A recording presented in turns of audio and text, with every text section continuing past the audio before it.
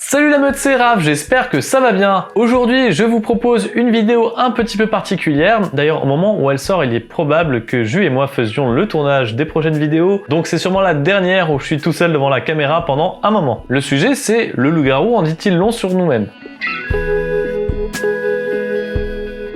En fait, il m'est arrivé de rencontrer des personnes qui observaient attentivement le comportement des gens dans le loup-garou pour apprendre à les connaître. Par exemple, je vois comment cette personne est en train de mentir, je vois comment cette personne essaye de s'en sortir dans le loup-garou. Est-ce qu'il y en a qui essaient de s'en sortir par la fourberie, par la logique, etc. Et selon certaines personnes, c'est une façon de comprendre comment la personne fonctionne. Le loup-garou en dit-il long sur nous-mêmes? Oui et non. Le loup-garou, c'est un jeu dans lequel il y a pas mal de choses, c'est vraiment très complet. Il y a de la psychologie, il y a du non-verbal, il y a de la théorie, donc il y a vraiment des axes mécaniques, il faut être capable quasiment de faire des maths en temps réel pour être capable de jouer au loup-garou. Il y a un aspect qui est un peu entre les deux, ce que j'appelle l'axe comportemental. L'axe comportemental, c'est une façon de se dire est-ce que cette personne se comporterait de cette façon-là si on était dans telle situation. Enfin, il y a des mélanges de pas mal de choses. On apprend beaucoup, par exemple l'axe comportemental m'a permis dans des situations de la vie réelle de comprendre lorsque des réunions étaient en fait complètement montées, qu'elles étaient préparées à l'avance par les personnes qui l'avaient préparées, dans le but d'essayer de me faire accepter quelque chose ou de me faire signer un papier, etc. Donc le loup-garou, c'est vraiment quelque chose que je trouve vraiment utile, de très complet, et il est très probable que vous arriviez à déceler des choses chez des gens que vous ne pourriez pas déceler en temps normal via une discussion. Cependant, est-ce que ça en dit long sur nous-mêmes?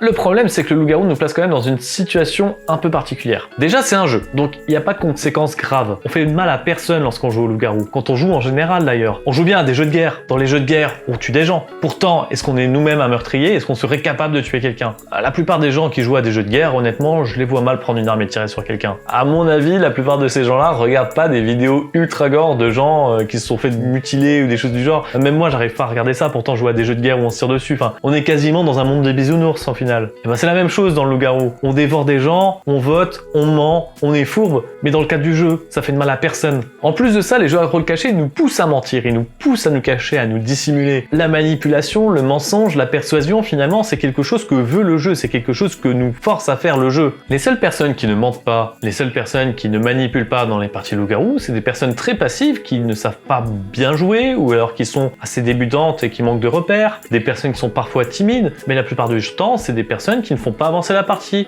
n'évolue pas, c'est des personnes qui vont subir la partie. C'est pas le meilleur des moments, ou en tout cas pas avant qu'ils maîtrisent quelques techniques quand même. Donc voilà, est-ce que le loup-garou en dit long sur nous-mêmes?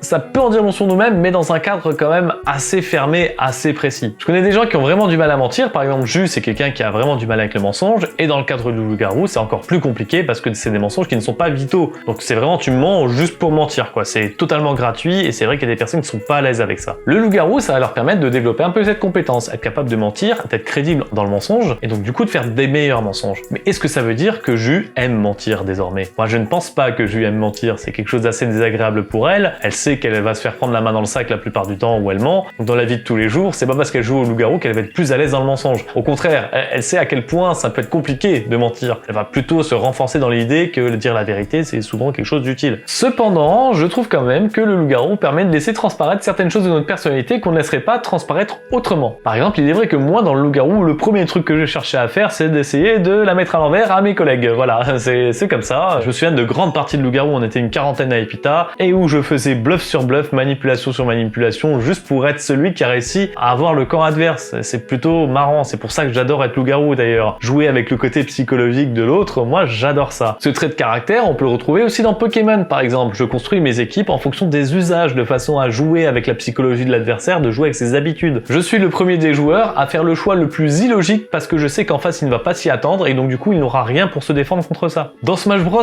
pareil, de temps en temps je fais un coup complètement improbable parce que l'adversaire ne s'y attend pas. Alors bien entendu, j'ai pas un niveau de ouf, je joue avec des gens qui comme moi sont plutôt débutants, mais ça surprend toujours et ça fait plaisir de voir ce style de jeu fonctionne de temps en temps. C'est vrai que le loup-garou peut vous permettre de constater à quel point je peux me montrer persuasif, à quel point je peux me montrer gentil alors que j'ai des mauvaises intentions. Est-ce que ça veut dire que dans la vie de tous les jours, je pourrais être quelqu'un de ce genre? Alors, il m'arrive en effet d'être assez diplomate, de me montrer sous mon meilleur jour auprès de personnes pour qui je n'ai pas forcément beaucoup d'estime, mais ces personnes-là, en général, c'est pas des gens que j'en fais mes amis. C'est des gens que je vois de temps en temps, dans le cadre où je n'ai pas le choix de les voir finalement. Ces personnes ne m'apprécient peut-être pas en retour, et autant qu'on soit cordial dans le meilleur des mondes, on s'en porte pour le mieux. Donc dans une partie de loup-garou, on pourrait très bien comprendre ça, mais on n'a pas assez d'informations pour comprendre ça. On pourrait très bien se dire que je fais l'hypocrite avec tout le monde. L'hypocrisie se traduirait quasiment pareil dans une partie de loup-garou, et donc du coup, si quelqu'un part d'une partie de loup-garou pour essayer de comprendre qui je suis, il n'a qu'un bout de l'information, et il va construire le reste du personnage, non pas en fonction de l'information qu'il a chopé dans le loup-garou, mais en fonction de ses croyances. Donc voilà, je sais pas ce que vous en pensez, j'ai voulu apporter ce petit sujet un petit peu philosophique sur la table. J'ai pas spécialement préparé le script, je vous ai vraiment parlé comme si on discutait ensemble pendant une soirée,